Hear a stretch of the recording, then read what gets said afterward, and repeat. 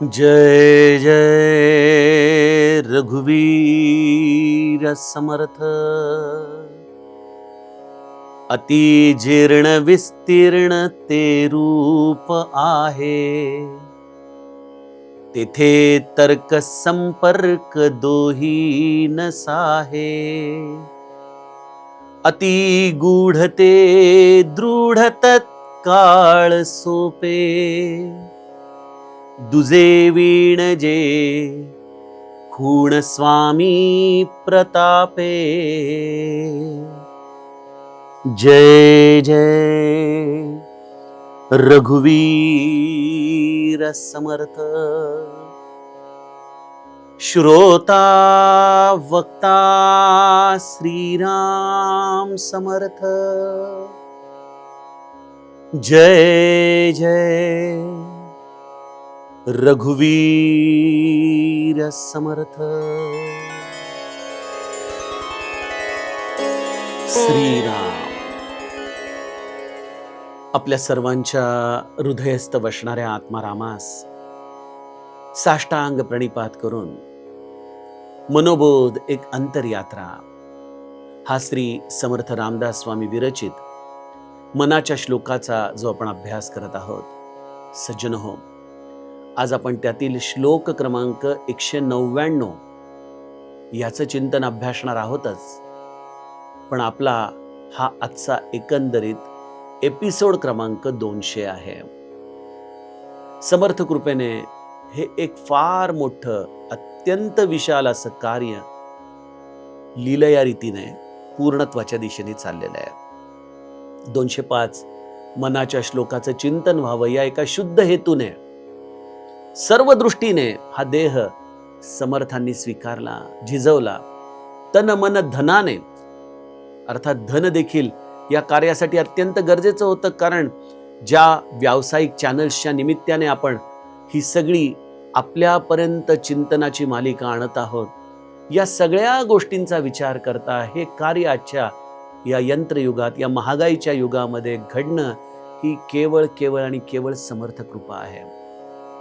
आणि आमचं चैतन्य गोशाळा ट्रस्ट ही काही फार मोठी संस्था नाही, एक छोटंसं 2-3 लोकांनी स्वप्न पाहून या गुरु कार्याचा विचार लोकांपर्यंत यावा या दृष्टीने सुरू केलेली संस्था। पण या संस्थेच्यासाठी हा एक अत्यंत मोठा टप्पा आहे की या झी 24 तासच्या माध्यमातून आम्ही मनाच्या श्लोकाचं चिंतन आपल्यापर्यंत पोहोचवू शकतोय, आपल्यापर्यंत आणू शकतोय। समर्थ विचार त्याला चेतना देण्याचं एक निमित्त होऊ शकतोय। आणि आपल्या सर्व श्रोत्यांना देखील माझं अत्यंत विनम्र अभिवादन। मला कल्पना आहे की मनाच्या श्लोकाला पाहणारी मंडळी जरी थोडी असली तरी अत्यंत अभ्यासू आहेत, जाणकार आहेत। अशा सर्व जाणकार अभ्यासू श्रोत्यांच्या हृदयस्थ बसणाऱ्या आत्मारामाला माझं साष्टांग वंदन, तुमच्या श्रवण भक्तीला माझा प्रणिपात। सज्जनो, मनाचे श्लोक हे जीवनाचं कल्याण करणारे श्लोक आहेत। ज्याला आपलं हित साधायचंय, ज्याला लौकिक आणि पारलौकिक या दोन्हीही क्षेत्रामध्ये सुयश मिळवायचंय, त्याने मनाच्या श्लोकाची कास धरावी। या मनाच्या श्लोकामधून आपली दिनश्चर्या कशी असावी, आपली साधना कशी असावी, आपला अभ्यास कसा असावा, आपली गुरुनिष्ठा कशी असावी, परमार्थ कसा असावा, त्याचं ध्येय कसं असावं, आणि या ध्येयाचा प्राण असलेला तो आत्माराम त्याच्याशी तद्रूप कसं व्हावं, असा संपूर्ण प्रवास समर्थांनी आपल्याला दिलेला आहे। हा जितक्या निगुतीने, जितक्या विश्वासाने, जितक्या काळजीपूर्वक आपण निरंतर अभ्यासोत, आपल्यालाच आपल्या अंतरंगामध्ये होत असलेली प्रगती लक्षात येते। आपण आता या मनोबोधाच्या अंतिम टप्प्यामध्ये आलेलो आहोत, जिथे ही आत्मवस्तू नेमकी कशी आहे त्याचं वर्णन समर्थ गेल्या काही श्लोकांमध्ये करतायत। कारण होतं सत्शिष्याने जो प्रश्न विचारला की तो राम कसा आहे, तो देव कुठं राहतो, आणि मग समर्थांनी नभाची उपमा देत देत या आत्माराम रूपी सद्वस्तूचं चिंतन आपल्या समोर मांडलं। काही श्लोकांमधून राम माझा नभासारखा कसा आहे हे समर्थांनी अत्यंत रसमयतेने आपल्याला सांगितलं, आणि गेल्या श्लोकामध्ये नभे व्यापिले सर्व सृष्टीचा आहे, रघुनायका उपमा तेनस आहे। ठीक आहे, रामाच्या जवळ जाणारं आकाश आहे, पण आकाश म्हणजे राम नाही, हे देखील अत्यंत सुंदर पद्धतीने समर्थ कृपेने आपण त्याचं चिंतन बघितलं. आता या आत्मतत्व असलेल्या वस्तूचं एक अत्यंत सुंदर असं स्वरूप समर्थ आमच्या समोर आजच्या श्लोकामध्ये मांडतायत. कसा आहे माझा राम, कशी आहे ती आत्मवस्तू? अति जीर्ण विस्तीर्ण ते रूप आहे. अत्यंत जीर्ण, जीर्ण म्हणजे जुनाट, अत्यंत जी पुरातन आहे अशी वस्तू अति जीर्ण. परंतु कशी आहे? विस्तीर्ण, सर्वांना व्यापून उरलेली. अति जीर्ण विस्तीर्ण ती रूप आहे. तेथे तर्क संपर्क दोही नस आहे. ती वस्तू जाणण्यासाठी तुमचं लॉजिक, तुमची तर्कबुद्धी, तुमचा IQ उपयोगाला येत नाही. त्यामुळे ती वस्तू नासाच्या सॅटेलाइटना कळू शकणार नाही. पण एका अत्यंत शरणागत असलेल्या साधकाला मात्र त्या वस्तूचा शोध लागू शकेल. तेथे तर्क आणि संपर्क, कोण जो तिथं पोहोचला आहे तो तिथं पोहोचला आहे याचा संपर्क देहबुद्धीच्या प्रांतातून लावता येत नाही. तेथे तर्क संपर्क दोही नस आहे. अति गूढ ते दृढ तत्काळ सोपे. म्हटलं तर अत्यंत गूढ आहे, कारण ती लॉजिकली समजत नाही, संपर्क करता येत नाही, अत्यंत जीर्ण आहे, विस्तीर्ण आहे, सगळ्यांना व्यापून उरलेली आहे. परंतु असं असूनही अति गूढ ते दृढ तत्काळ सोपे. जर ती सगळ्यांना व्यापून उरली आहे, सगळ्या काळामध्ये आहे, तर ती आत्ताही इथं आहे आणि ह्या काळामध्येही इथंच आहे. अति गूढ ते दृढ तत्काळ सोपे. म्हटलं तर मग जर ती आत्ता इथं आहे तर मग तिची ओळख कशी करावी? तर ओळख करण्याचा मार्ग दुजे वीण जे खूण स्वामी प्रतापे. बस आपलं मी पण संपलं की ती वस्तू लक्षात आली. आणि हे केवळ मी पण संपण्याचं कार्य गुरु कृपेने होऊ शकतं. स्वामी प्रताप हा स्वामीचा प्रताप असतो जो आपला मीपणा संपवतो. असा हा मीपणा संपताच ही आत्मवस्तू साधकाला प्राप्त होते. बघा, रामकृष्ण परमहंसांना जेव्हा श्री महाराज लहानपणी गुरु शोधार्थ जात असताना भेटले तेव्हा त्यांनी काय सांगितलं की तू तुझा खून करून टाक. रामकृष्ण परमहंसांनी श्री महाराजांना जवळ घेऊन हा सदुपदेश केला की तू तुझा खून करून टाक. परंतु महाराजांना तेव्हा ते वाक्य कळालं नाही. आणि तू तुझा खून करून टाक, आपणच आपल्या हाताने आपला खून कसा करायचा? पण जेव्हा श्री महाराज तुकामाईंच्या जवळ गेले तेव्हा तुकामाई हातामध्ये काठी घेऊन धावत आले आणि म्हणाले, थांब, मी तुझा खून करतो. बघा, लौकिक अर्थाने ही शब्द रचना जो ऐकेल तो म्हणेल, अरे काय सांगतायत हे नेमकं? सज्जनो, यामध्ये जे दडलेलं रहस्य आहे ना तेच अत्यंत गूढ आहे.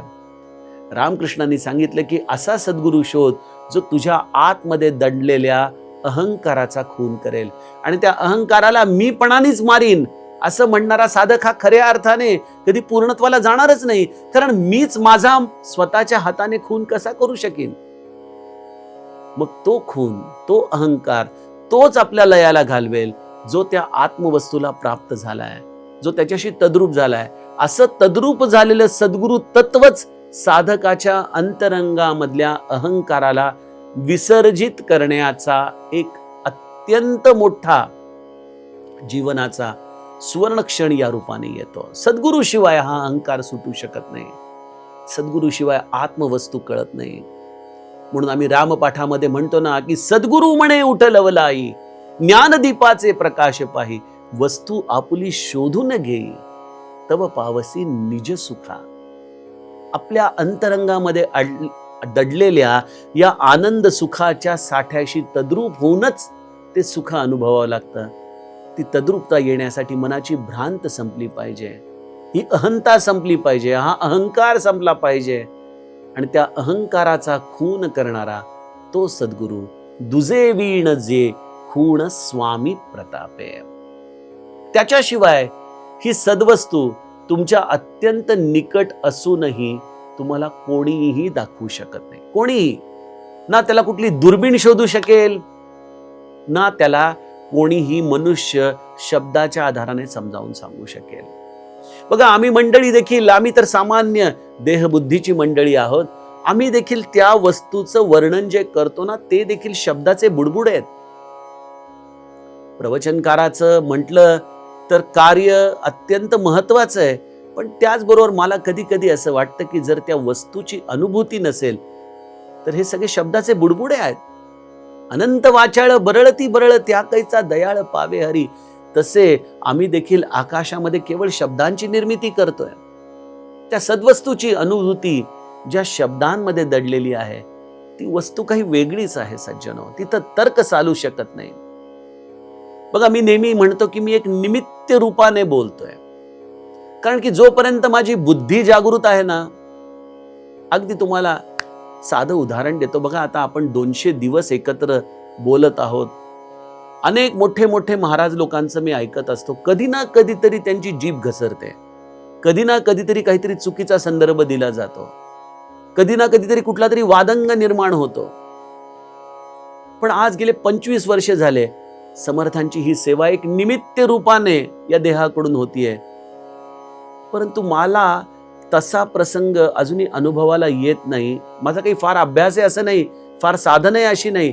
पण मला एक लक्षात येतं की मी जेव्हा व्यासपीठावरती बसतो तेव्हा माझी बुद्धी मी बाजूला काढून ठेवतो. जशी पादत्राणं काढून ठेवतो तशी माझी बुद्धी देखील काढून ठेवतो. बघा, मी काय बोलणार, मी काय सांगणार, हे केवळ एक निमित्त होऊन एखाद्या माईक सारखं मी आपल्याशी संवाद करू शकेन. कारण तेथे तर्क हा सावूच शकत नाही. लॉजिकली तिथं पोहोचताच येत नाही. मॅथमॅटिक्स मध्ये जसं टप्प्याटप्प्याने गणित सोडवत सोडवत उत्तरापर्यंत येतो, तसं तुम्ही काही टप्पे सोडवू शकाल, पण एका टप्प्याच्या पलीकडं या गणिताची पुढची प्रोसेस संपून जाते. सज्जनो, त्यामुळं नभासारखं राघवाचं रूप सांगताना मी 4 गुण सांगितले नभाचे, 4 दोष सांगितले. त्याच्यासारखं होण्याचा प्रयत्न करणं याचं नाव साधन पुरुषार्थ आहे. पण त्याच्यासारखं होणं ही तद्रूपता साधनेतून येऊ शकत नाही. साधना शून्य तत्वाच्या जवळ घेऊन जाते. आकाशापर्यंत साधन नेऊ शकतं, पण आकाशाच्या पलीकडे जाण्यासाठी तिथं आपल्याला संपावंच लागतं. तिथं त्या गुरुनेच आपला अहंकाराचा खूनच करावा लागतो. तेथे तर्क, संपर्क. आपण एक श्लोक बघितलाय ना, म्हणे जाणता तो जनी मूर्ख पाहे.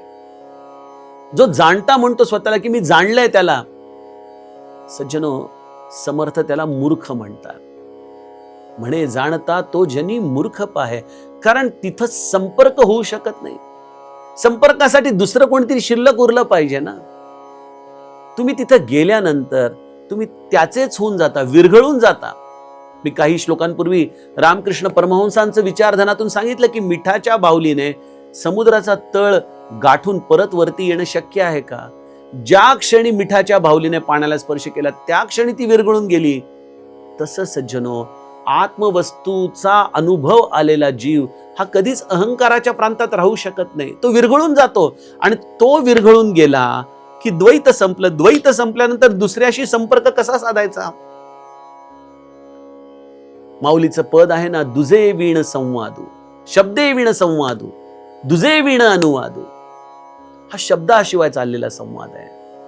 हा आपलं मी पण संपून अनुभवलेला असा आत्मवस्तूचा प्रांत आहे. त्यामुळे समर्थांनी फार सुंदर शब्दांची रचना केली आहे. तेथे तर्क, संपर्क दोही नसाहे. बघा, एखादं सॅटेलाइट अवकाशामध्ये जातं एखाद्या ग्रहाकडं, आणि काही कारणामुळे जर त्यात काही टेक्निकल फॉल्ट झाला तर तिथं एक संदेश दिला जातो की त्याच्याशी आम्ही संपर्क करण्याचा प्रयत्न करतोय, पण संपर्क प्रस्थापित होऊ शकत नाहीये.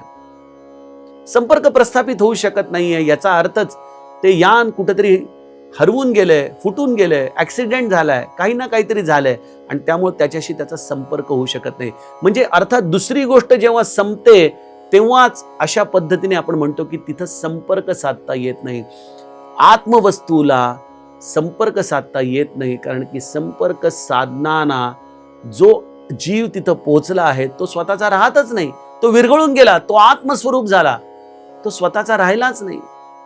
तेथे तर्क संपर्क दोही नसा आहे. आणि मग ती आत्मवस्तू कशी आहे त्याची अनुभूती येते. अतिजीर्ण. आपल्याला जीर्ण हा शब्द एक प्रकारे जुनाट वस्तूच्या रूपाने सांगण्यात येतो. जी वस्तू एक प्रकारे आता पूर्णपणे संपत आली आहे अशा वस्तूला आपण जीर्ण म्हणतो. पण आमच्या समर्थांनी जीर्ण या शब्दाची रचना सनातन या रूपाने केली आहे. सनातन याचा अर्थ जी वस्तू काळ नामक वस्तू निर्माण होण्याच्या आधीच होती, काळाबरोबर देखील ती आहेच, आणि काळ नावाची वस्तू संपल्यानंतरही जी राहणार आहे ती आहे जीर्ण वस्तू. बघा, मराठीमध्ये ना अनेकदा शब्दांचा अपभ्रंश होतो. आपल्याकडे वृद्ध म्हणजे म्हातारा मनुष्य म्हटला जातं, पण वृद्ध म्हणजे काय? जो ज्ञान वृद्ध आहे, जो अनुभव वृद्ध आहे, म्हणजे ज्याची वृद्धी ही आता संपूर्णपणे त्या त्या क्षेत्रामध्ये झालेली आहे, त्याला वृद्ध म्हणतात. पण आपण वृद्धाला म्हातारा म्हणून सोडून देतो. तसं जीर्ण म्हणजे जुनाट असं आपण म्हणून या वस्तूला सोडून देण्याचा चूक करू नका. ती जुनाट आहे, ती जुनी आहे, म्हणून ती एक प्रकारे संपूर्णपणे लयाला जाणारी नाही. ती नित्य नवीन आहे, नूतन आहे. त्याच्या इतकं सुंदर दुसऱ्या या जगामध्ये काही नाही. खरं तर जीर्ण वस्तू ही टाकाऊ असते, बघवत नाही तिच्याकडं. पण माझा हा राम अत्यंत जीर्ण आहे, पण अत्यंत सुंदर आहे. या विश्वामध्ये त्याच्या इतकं सुंदर दुसरं काहीही नाही. आणि ती जीर्ण असूनही विस्तीर्ण आहे. स्वाभाविकपणे जीर्ण झालेल्या वस्तूमध्ये अनेक भाग पडतात, तुटत जाते. ती कधीच एकसंग राहू शकत नाही. पण ही जीर्ण असूनही विस्तीर्ण आहे, एकसंग आहे. त्याच्यामध्ये कुठेही छिद्र नाही, कुठल्याही प्रकारचा शेष नाही, कुठल्याही प्रकारचा द्वैत नाही. अशी ही आत्माराम नामक वस्तू आहे. अतिजीर्ण विस्तीर्ण ते रूप आहे. आणि त्या वस्तूला त्यामुळे दुर्बीणीतून शोधू नका. शोधायचीच असेल तर मनाची दुर्बीण सूक्ष्म करा. शोधायचंच असेल तर नामाची संलग्नता ठेवा.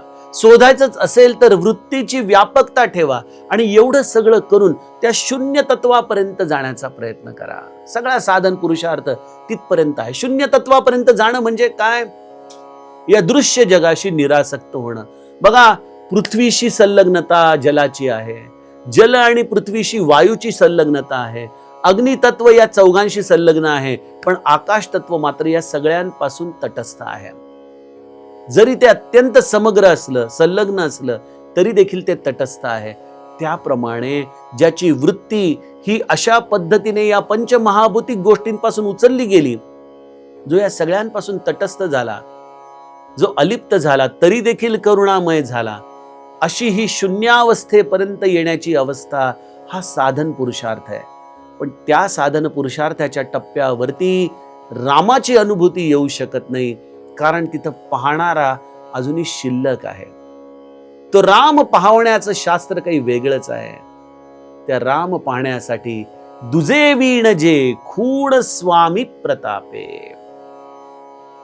तिथं तो हा द्वैत भाव मिटला पाहिजे. काय होतं हो द्वैत भाव मिटणं आणि त्यामध्ये गुरुची कृपा, याचा अर्थ काय नेमका? सज्जनो, बघा, एखाद्या शाळेमध्ये आपण आपल्या लहान मुलाला सोडतो, 2-3 वर्षाचं, पहिल्यांदा शाळेत जातं.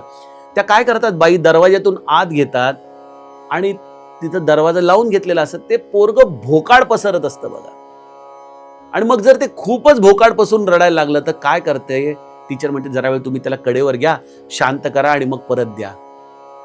सज्जनो, हीच अवस्था असते. तो राम या शून्य तत्वाच्या अलीकडे सापडत नाही. तिथं धाय मोकलून रडावं लागतं, प्रार्थना करावी लागते. रामा, तुझ्याशिवाय कसं जगू? रामा, तू त्वरित दर्शन दे. रामा, रामा, रामा. ही व्याकुळता आली की ही सद्गुरु माऊली, ही दयाघन त्या व्याकुळतेला पाहून आपल्याला कडेवरती उचलून घेते आणि तुर्येपासून तुर्यातीत करते. शून्य तत्वापासून या अतिजीर्ण विस्तीर्ण या अवस्थेमध्ये आणून आपल्याला सोडते. सज्जनो, हे केवळ गुरु करू शकतो. तुर्येपासून तुर्यातीत होताना कुठलाही पुरुषार्थ नाही. तिथं केवळ शरणागती, शरणागती, शरणागती. स्वतः संपणं याचंच नाव आहे आत्मसाक्षात्कार. आणि ती गुरुकृपा आमच्या जीवनात बघा, शून्य तत्वापर्यंत येतानाही गुरुकृपाच आपल्या बरोबर आहे. गुरुकृपेशिवाय शून्य तत्वापर्यंत देखील जीवाला येता येत नाही. तुम्हाला काय वाटतं, आज जे मुखात नाम येते ते तुम्ही घेताय? नाही, ते या गुरुची कृपा आहे. ही पाऊल वाट तोच करवतो. जेथे जातो तेथे तू माझा सांगाती. एक एक पाऊल आम्हाला धरून चालवत चालवत या शून्य तत्वापर्यंत आणतो. आणि जेव्हा आम्ही असं धाय मोकलून भोकाड पसरतो बघा, ते देखील प्रत्येकाला जमत नाही. तिथं निराशा येऊन कदाचित साधनच्युत होण्याची शक्यता असते. पण जेव्हा ही व्याकुळता इतकी परमटोकाला जाते, तेव्हा गुरु म्हणतो, आता तू चालण्याचे कष्ट घेऊ नकोस, मी तुला कडेवर घेऊन ते आत्मस्वरूपापर्यंत नेतो. आपण तिथं त्याला संपूर्ण शरण गेलो, आपलं मी पण संपलं की त्या क्षणी दुजे वीण जे खूण स्वामी प्रतापे. याचा अनुभव सज्जनो आपल्याला येतो. असं हे आत्मसाक्षात्काराचं अत्यंत गूढ शास्त्र समर्थ आम्हाला सांगतायत. त्याचं चिंतन आपण आता उद्याच्या श्लोकामध्ये बघूयात. जानकी जीवन स्मरण. जय जय राम. जय राम.